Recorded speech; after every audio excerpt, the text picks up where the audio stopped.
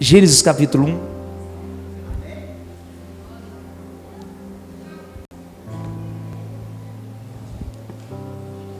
Que coisa boa estar nessa igreja.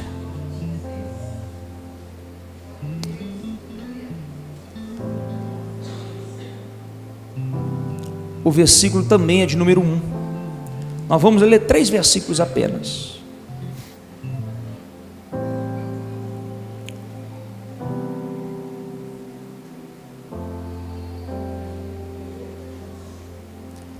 No princípio, depois eu te falo, tá bom? No princípio, criou Deus os céus e a terra. A terra ela estava sem forma, ela estava vazia, havia trevas sobre a face do abismo, porém, contudo, todavia, o Espírito de Deus, ele pairava sobre as águas. Versículo 3: e disse Deus: haja luz, e disse Deus: houve luz, e houve luz. Preste atenção aqui. Muitas das vezes nós estamos vivendo situações, por exemplo, quando eu parei de jogar futebol, eu fui trabalhar numa imobiliária, vender imóvel. Só que quando eu paro de jogar, foi uma decisão minha, uma escolha minha, para ser pastor. Eu fiz seminário, eu tinha recebido muitas palavras proféticas, eu acreditava no meu chamado, aquilo queimava dentro de mim. Só que de repente, eu paro de jogar, e quando eu parei de jogar, eu tinha acabado de ficar 1 ano no Vasco. Eu passei no Atlético Mineiro, Vitória da Bahia, Avaí, Joinville, disputei um Campeonato Mineiro, um Capixaba. Então, não é que eu era um craque, nem seria um Ronaldinho, um milionário, um fenômeno, mas daria para viver do meu sonho. Alguma coisa eu conseguiria, porque eu já vinha conseguindo. Talvez não ia ser famoso, não ia ser rico, mas sonho é sonho. Sim ou não? Sonho é sonho. E não tem coisa melhor do que você viver dentro do seu sonho, daquilo que você treinou, planejou, sacrificou. E de repente eu paro tudo isso porque eu acreditava estar ouvindo Deus. E aí eu me vejo trabalhando em uma imobiliária, de terno, gravata o dia inteiro, uma pastinha azul, trabalhando na Casa Mineira, lá no Sion. Eu fiquei 4 meses sem vender um apartamento. Para quem já foi corretor ou é corretor, sabe que a maioria das imobiliárias não paga salário. É literalmente 100% de comissão. Vendeu, recebe. Não vendeu, o problema é seu. Você se vira para lá com sua gasolina, com sua alimentação, com seu carro, com seus custos. Cansei daquele trem. No final de tudo eu vendi um apartamento. Dá glória à igreja. Mal pagou as despesas dos 4 meses que ficou para trás, mas tudo bem. Fui trabalhar numa representação de roupa, lá na Fernandes Taurina Savassi, chamava GWP. E então agora eu vou rodar o estado todo. Eu andava na Palio 500 1.8, de norte ao sul de Minas Gerais, batendo de boutique em boutique, de loja em loja, apresentando mostruário. Pensa naqueles porta-malas lotados de mostruário, de roupa, cadastrando cliente. Aí tinha a época do showroom, que os clientes vinham a Belo Horizonte e tinha que apresentar a coleção para eles no showroom. Fiquei trabalhando lá. E a pergunta: cadê a promessa? Larguei tudo para não desmerecer na profissão, mas não era o que eu queria. Não fazia sentido nenhum para mim. Eu não acordava feliz. Eu recebi o salário, não ficava feliz. Eu saía de lá para ir embora para casa, reclamando, murmurando. Mas nunca desisti e nunca parei de orar para aquilo que Deus tinha me prometido. Eu falava para todo mundo: Léo, um dia eu vou ser pastor e vou ter minha igreja. O povo ria. Uns davam força, alguns incentivavam, outros faziam cara de desdém. Daí eu saio dali e vou para o shopping cidade, trabalhar na Taco. Quem conhece a Taco? Dobrar calça jeans, e subia com a escada de ferro. E lá eles inventaram um negócio, técnica de venda, que o povo só entra em loja que está movimentada. Aí o que você tinha que fazer? Ficar desdobrando as roupas e dobrando. Não tinha ninguém na loja. Você tinha que ficar passando nas estações, desdobrando um tanto de roupa e dobrando, para dar a entender que está em movimento. Pensa numa ira que ficava no meu coração. Cada blusa que eu dobrava, eu falava assim: sei que está com a cabeça de ter ouvido esses profetas, não. Era aquela crise. Sabe aquela crise? Estou no lugar certo ou não? Sabe aquela crise? Eu ouvi Deus mesmo? Eu estava na carne, na emoção, no sentimento? Sabe aquelas perguntas que todos nós humanos, em algum momento, a gente entra e fica nela? Será que vai dar certo? Será que eu vou ser alguém? Será que eu vou prosperar? Será que eu vou viver meus sonhos? Será que eu vou dar conta de casar, de ter uma família, de comprar uma casa, um carro, de viajar? Isso ficava martelando na minha cabeça, manhã, tarde e noite, mas eu nunca deixei de crer, de orar, mesmo em crise, mesmo em dúvida, buscando, subindo no monte, indo para a vigília. E aí quando eu leio esse texto, ele mexe comigo demais, porque é paradoxal, é algo que parece contraditório. Presta atenção: no princípio Deus criou os céus e a terra, mas era a terra sem forma e vazia, as trevas cobriam a face do abismo e o Espírito de Deus não se movia sobre as águas. Pensa comigo, Deus vai criar algo em treva?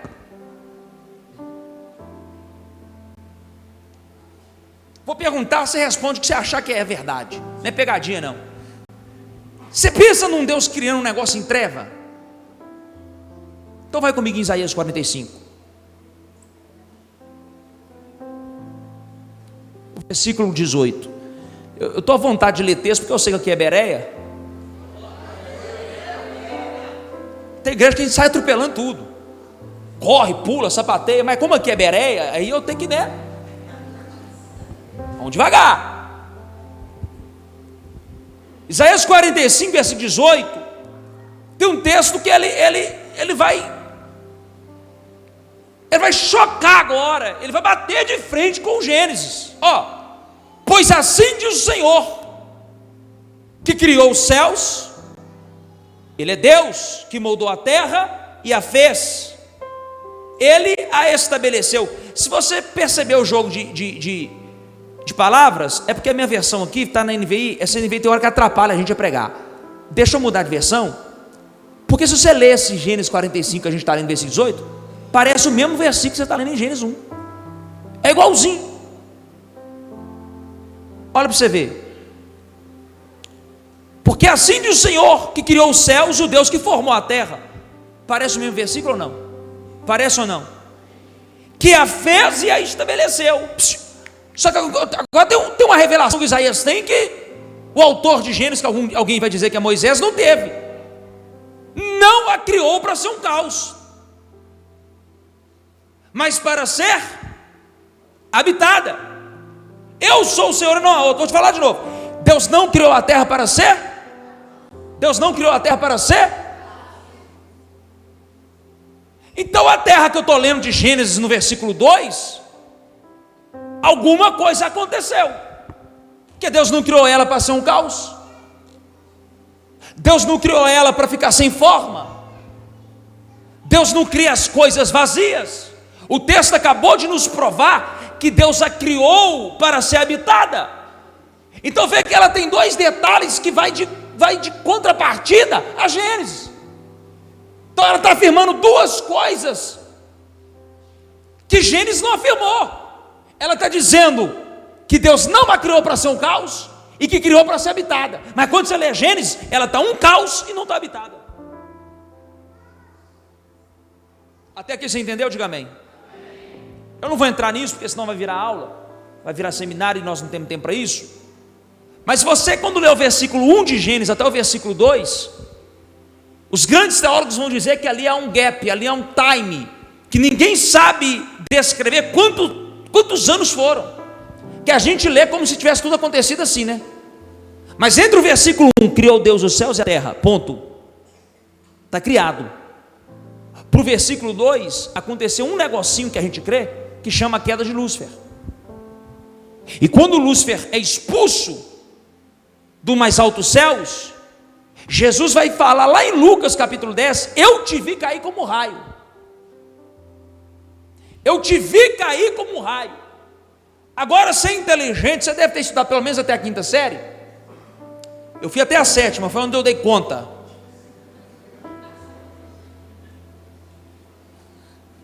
Só Jesus na causa.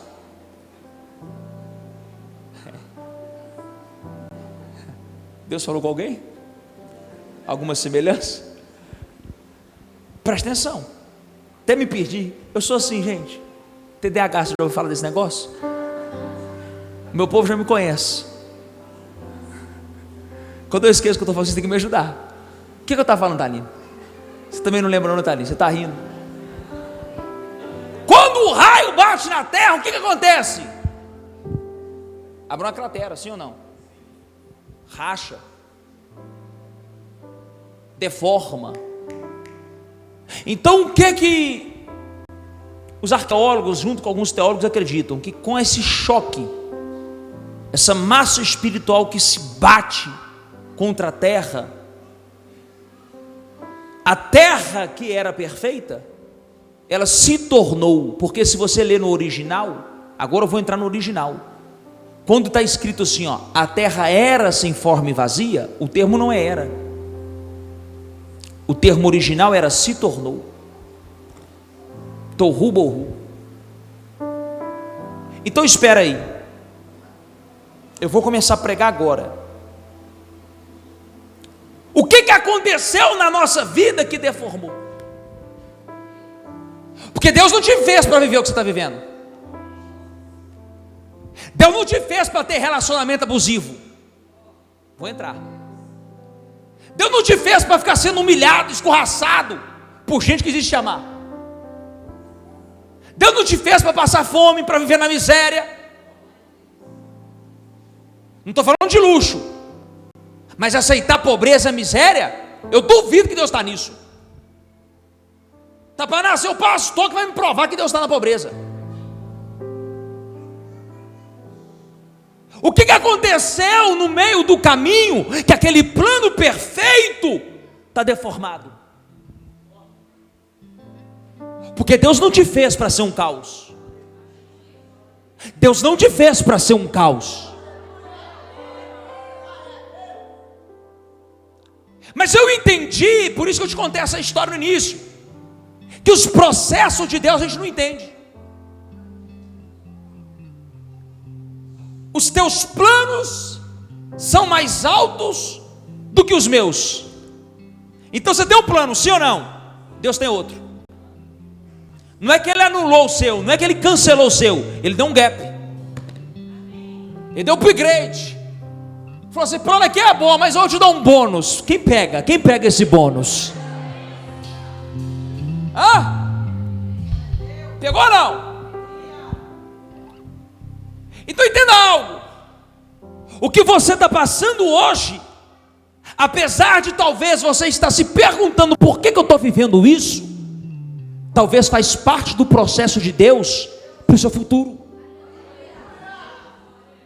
Tudo que eu vivi na imobiliária, tudo que eu vivi nas empresas que eu passei, por incrível que pareça, eu me vejo hoje utilizando os treinamentos e os conselhos que eu recebi lá dentro no meu ministério. Os meus sonhos são um, Deus tem melhor. Os meus caminhos são um, Deus tem um caminho melhor. Deixa eu te falar uma coisa, você não está aqui por acaso. Jamais você sairia de casa numa sexta-feira à noite, chuvosa, para ouvir uma mensagem, se Deus não tivesse um propósito violento na sua história. Talvez você ainda não sabe, mas eu vim aqui para dizer, você é um escolhido da parte de Deus. você é um chamado, você é um eleito. Há um negócio aí para ser desvendado, e eu preciso te dizer: já já o céu abre, já já a trombeta soa, e alguém vai dizer assim: haja luz, haja luz, haja luz, haja luz. O que não tem forma começa a tomar forma, o que está caído levanta, o que estava quebrado começa a prosperar, o que estava dando errado começa a dar certo.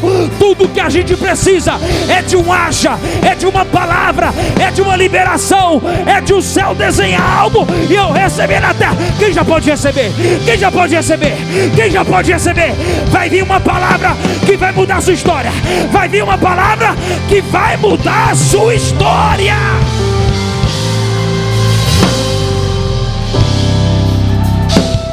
É quando você menos espera. É no dia ordinário que o extraordinário acontece. Moisés está lá cuidando de ovelha.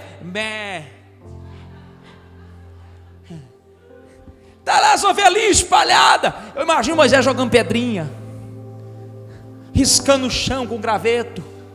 O que você vai fazer no meio de um tanto de ovelha? Não tem PlayStation, não tem TikTok, não tem Instagram, não tem Facebook, não tem nada. Um breu danado, uma secura danada.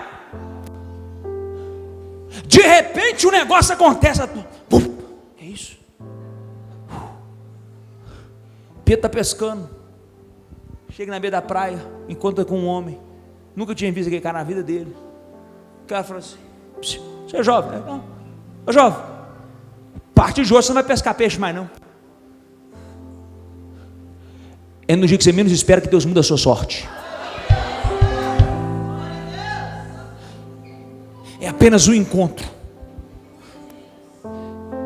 é aquele dia certo, é aquele culto, é aquela palavra, sabe, é aquele negócio que acontece que você fala assim: meu Deus do céu, como é que minha mente mudou?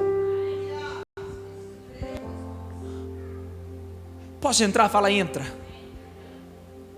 A terra estava sem forma e vazia, e disse Deus, a palavra disse Deus, e criou Deus os céus e a terra. A palavra criou, melhor dizendo, no original é bara. Grava essa palavrinha que ela vai mudar a sua sorte. A palavra é bara. Como é que chama a palavra? Gostei do varão. A palavra bara, se você jogar agora no seu Google ou no chat GPT, agora eu estou viciado no chat GPT.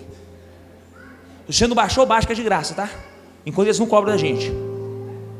Tudo que eu pergunto agora, não pergunto para o Google mais não. Falei, chat GPT, o que significa bara? Aí ele vai escrever assim para a gente, já viu? Chique demais.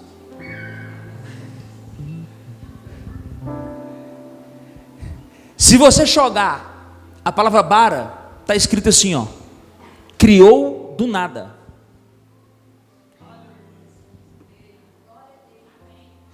Tem várias palavras criou, mas quando você lê criou, que no hebraico é bara, significa criou da onde não existia. Porque espera aí, nós estamos falando do princípio, do princípio, do princípio. Deus e ele, mais ninguém. Não tinha anjo, não tinha Lúcifer, não tinha céus. Criou Deus os céus. Entenda isso, irmão. Era o princípio do princípio, do princípio, do princípio, do princípio. Não tinha céus. Se não tinha céu, não tinha anjo. Não tinha terra. Não tinha sol.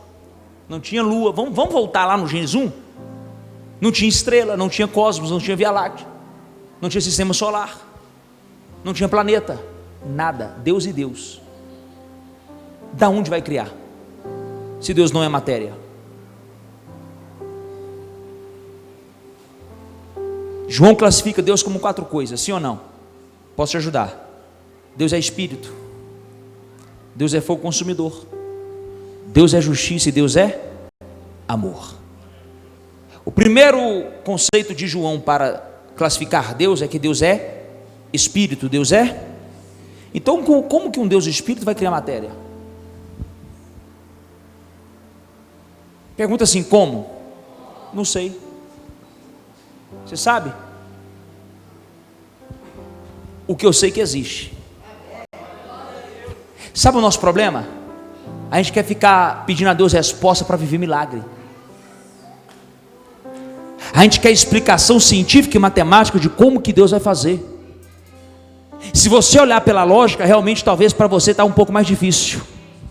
Se você olhar pela razão, talvez matematicamente está um pouco mais difícil. Se você olhar o tempo que você já passou da sua vida, talvez está um pouco mais difícil, mas eu preciso dizer que o Deus que eu e você cremos, o Deus que eu e você servimos, o Deus criador dos céus e da terra, Ele faz as coisas existir da onde não existe. Lá em Romanos capítulo 4 tem um versículo que vai dizer assim: aquele Deus que chama a existência aquilo que ainda não existe. Vou falar de novo: um Deus que chama aquilo que não é como se já fosse. Vou falar de novo: um Deus que chama aquilo que não é como se já fosse. Pastor Pedro, o que você está querendo dizer? Quando Deus se chama de empresário, talvez você é um mero vendedor. Quando Deus se chama de profeta, você ainda está fumando maconha.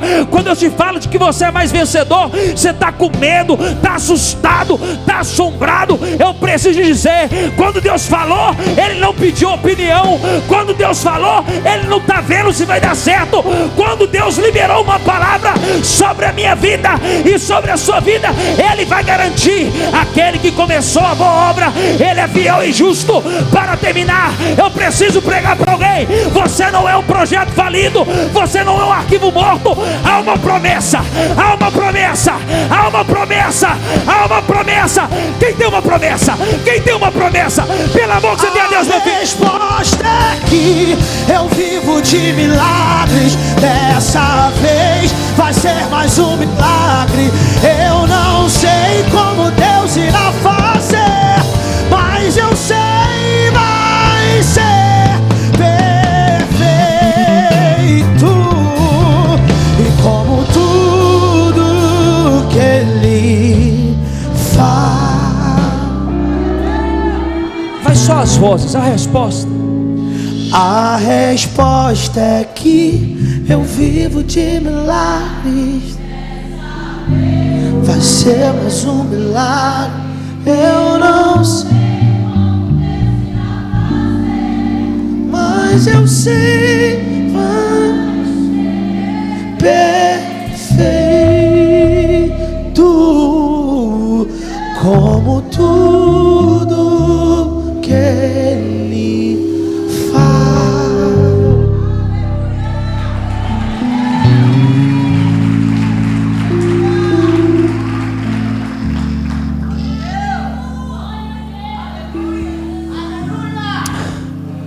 Sabe o que é isso? Se eu e você olharmos para um lote íngreme, aqui em Minas Gerais nós damos um nome para esse lote que é íngreme: barranco. Se você chegar no pé de um barranco, mas você levar um engenheiro e um arquiteto, e o cara está querendo te vender esse lote, ele vai falar assim: pode comprar de olho fechado que o lote é bom. Aí você chega lá, quando você vê um barranco, o que você fala? Quero não. Ao engenheiro: mas você não quer uma piscina assim com borda infinita? Você quero. Mas você não quer uma vista panorâmica? Quero. O lote é bom para isso, não é não, isso é barranco. Porque quando eu não tenho conhecimento de causa, eu não enxergo pronto.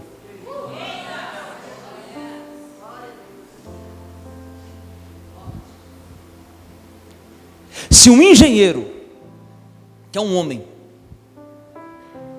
se o arquiteto, que é um ser humano comum, um mero mortal como eu e você, consegue chegar aqui hoje e falar com você assim: a cozinha vai ficar aqui, os quartos ali, a piscina aqui, ele vai te falando o material que vai ser usado, o acabamento, quanto tempo demora, quanto vai custar. Se um homem consegue ver o projeto final, quando ainda não existe nada, por que você está achando que não vai acontecer?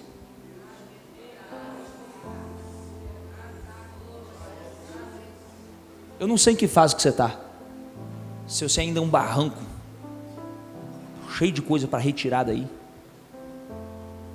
Eu não sei se Deus está criando fundamentos em você. Eu não sei se Deus já colocou os pilares e agora Ele vai começar a levantar os muros. Eu não sei se você já está na fase do acabamento. Eu não sei se você já está pronto. Eu só sei que aquele que começou a boa obra,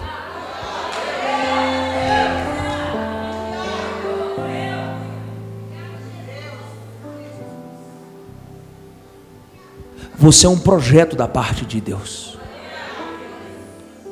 Ah, pastor, mas eu estou em trevas. Estou tão vazio. Um artista plástico, um escultor, um criador de caricatura, se você parar na frente desse artista e ele começar a desenhar, você vai falar assim: ele não tem esse nariz, não.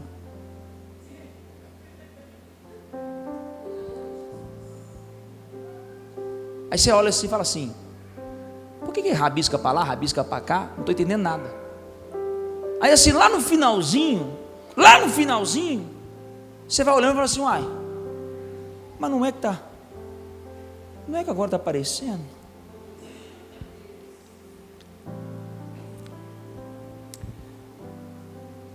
A Itália tem grandes escultores, e um deles é Michelangelo. Michelangelo foi contratado pela Igreja Católica Apostólica Romana para fazer as grandes obras, as obras mais incríveis, as obras mais relevantes.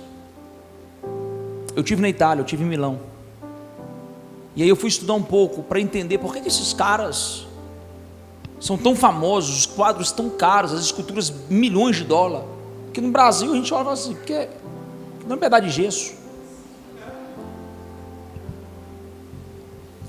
A terceira obra mais importante dele se chama Davi. Só que esse Davi, um dia que deu para ele uma notoriedade, aplausos e honra, era só um bloco de mármore. Você já viu um bloco de mármore? Você nem sabe o que é mármore. E esse homem, esse artista, ele entrou no seu ateliê, Vinícius, e ele proibiu até os seus auxiliares, as pessoas mais próximas de ver ele talhando Davi. Proibiu todo mundo. Quando ele entrava para o ateliê, ele trancava a porta e mais ninguém entrava. Todos os dias ele trabalhava no Davi, uma escultura de 3 metros. Chega o grande dia, tá os bispos, arcebispos, tá os grandes governadores, tá os mais ricos daquela cidade reunidos, esperando. Ele traz ela com muito cuidado, está coberta por um lenço muito bonito, muito caro. E quando ele tira aquele pano, as pessoas olharam, não foi aquela reação que todo mundo espera. Uau! Ele sentiu que o negócio não foi. Quem está aí? Diga amém. Mas naquela época tinha uma cultura de que um roubava o projeto do outro, de que eles pegavam quadros que era do outro e colocavam a sua assinatura, de que não foi o artista mesmo que fez, ele contratou alguém, pagou alguém, mas ele que colocou o nome. Isso tem até hoje, tá? Ele foi muito mais sagaz que você imagina. Ele pede uma escada e na frente de todo mundo, ele termina de fazer o rosto de Davi, com toda a riqueza de detalhe. A anatomia desse Davi, que tem 3 metros, é feito de mármore. Foram estudar a anatomia, as medidas humanas, e chegar à conclusão que ele era perfeito. Eu estou falando de uma escultura de mármore, de 3 metros. Pastor Pedro, por que Michelangelo espera estar diante de todo mundo para fazer os últimos detalhes? Porque senão ninguém acreditaria.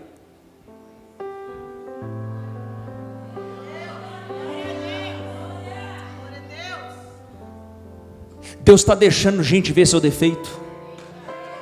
Deus está deixando ver dar errado.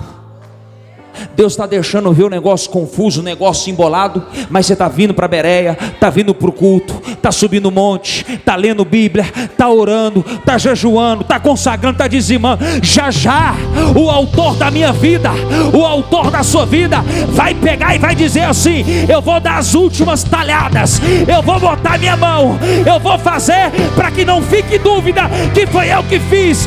Pode ficar em paz, o autor e consumador da minha vida e da sua vida, ele não perdeu o controle, ele só está fazendo uma obra-prima, uma joia rara.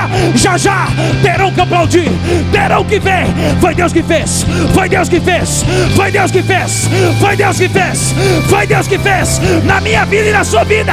Foi Deus que fez esse milagre, ninguém vai ter dúvida. Foi Deus que fez. A Bereia dá certo, Cano Maria Gorete. Eu vim pensando, Vinícius, só pode ser.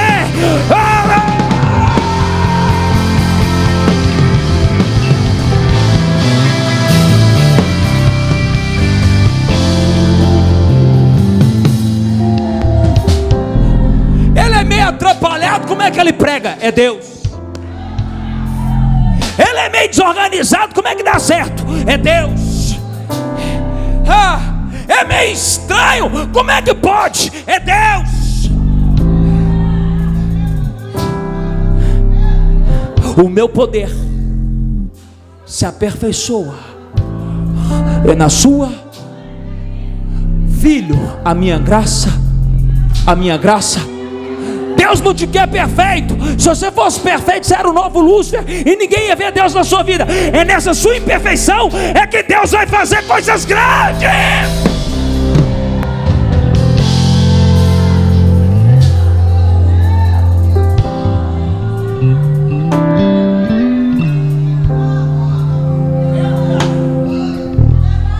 Você não está entendendo o que vai acontecer na sua vida. Vou terminar. A Kelly está grávida. Quem explica isso? Há poucos dias atrás, você que é mãe, você que é pai, ou você que é ser humano, porque de algum lugar você saiu, diga amém.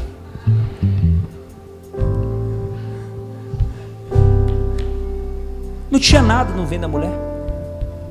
Há poucos dias não tinha nada. Aí, quando descobriu que a Kelly estava grávida, como nós já tínhamos perdido uma, mulher quer saber logo o quê? Mas antes do sexo quer saber uma coisa: se o coração está.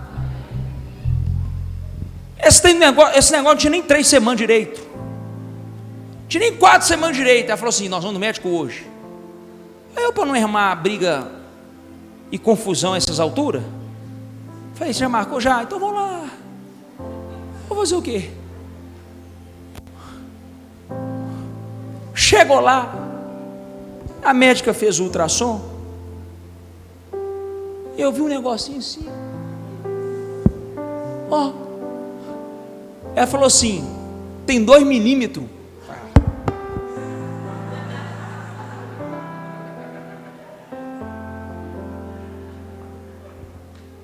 Não é 2 centímetros.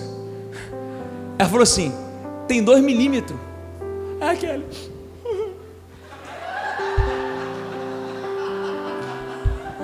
Viu, amor? Eu, pela fé, eu vejo coisas grandes. Fui embora. Passou algumas semanas, a gente estava agora em Maribor, na Eslovênia. Fui numa conferência pregar. A Kelly acordou com aqueles dias que cismou. Ela fez o pastor levar ela no médico lá em Maribor. Botou o hospital tudo perturbado. Eu quero, mas eu quero ver o bebê. Falei: Kelly, espera chegar no Brasil. É até bom que ele cresce mais. Não, quer ver hoje. Acordei, eu quero ver ele hoje. Aí fomos lá.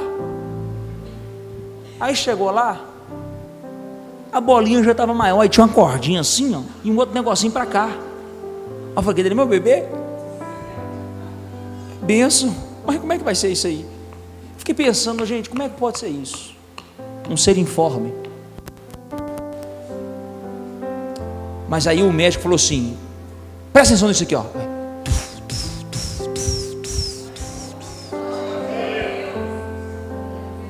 Aí não foi ela que chorou,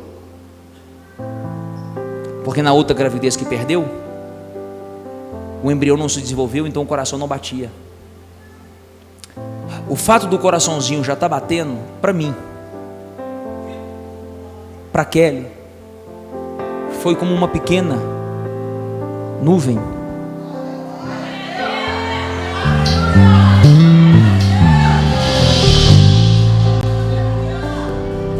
Pequenos sinais vão revelar grandes coisas que Deus está para fazer.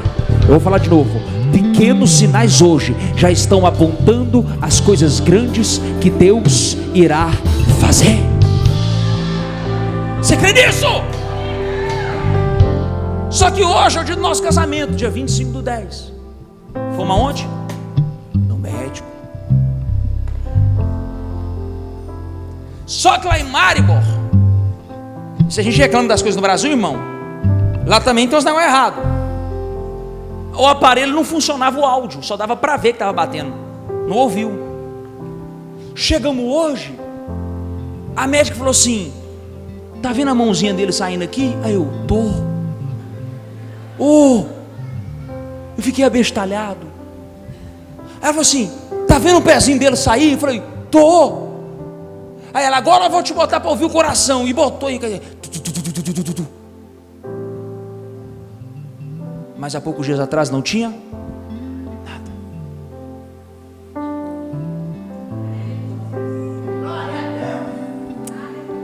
Se eu te falar que as coisas mudam muito rápido,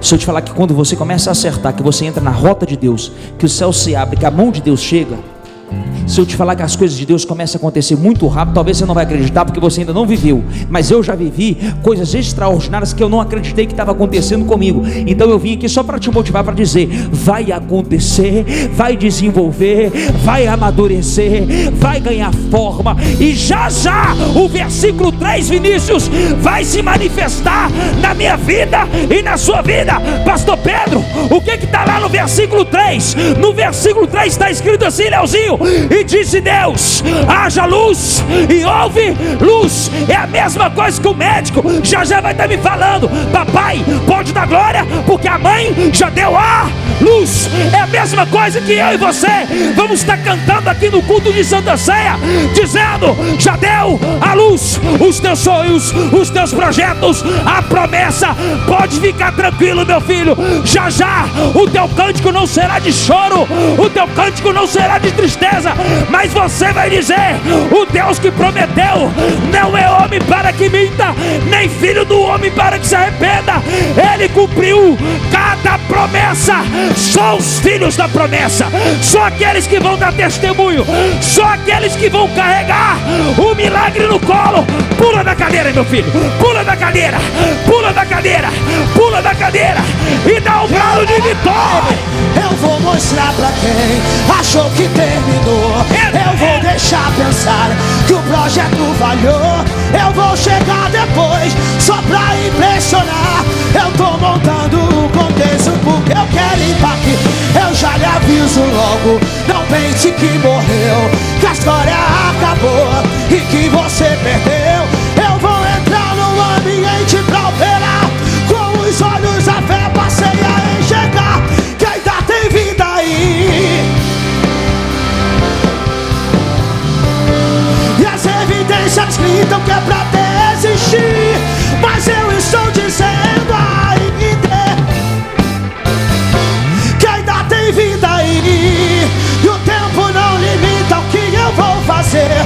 Eu lhe garanto e afirmo pra você, ainda tem vida aí, vai voltar a viver. Meu Deus é Deus de milagres, Deus de promessas, caminho no deserto, luz à escuridão. Meu Deus, erga suas mãos aos céus e diga, meu Deus é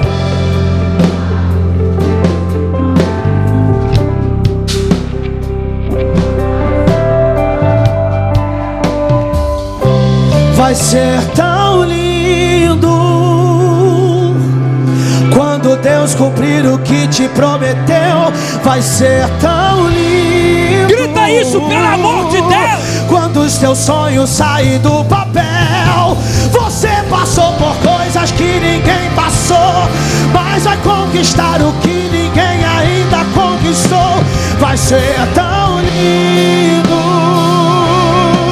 E quando Deus cumprir o que te prometeu, vai ser tão lindo. Quando os seus sonhos saem do papel. Você passou por coisas que ninguém passou.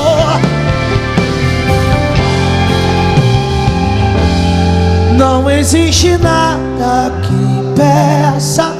Eu conheço o dono da promessa. Ele se mantém fiel a mim. Ele se mantém fiel. E por mais que eu tenha pressa, o tempo não anula a promessa. Ele se mantém fiel a mim. Ele se mantém fiel a mim. Eu quero fazer uma oração.